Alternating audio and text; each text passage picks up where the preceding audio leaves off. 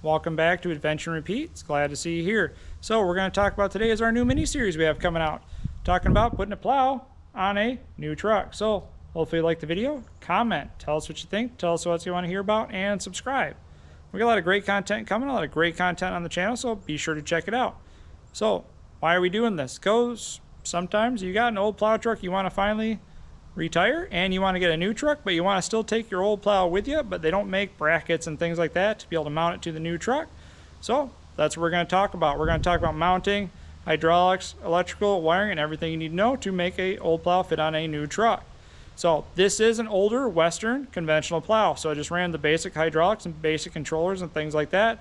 It is electronic solenoid driven, so it has the miniature joystick, not the old-fashioned cable style joystick to go with it.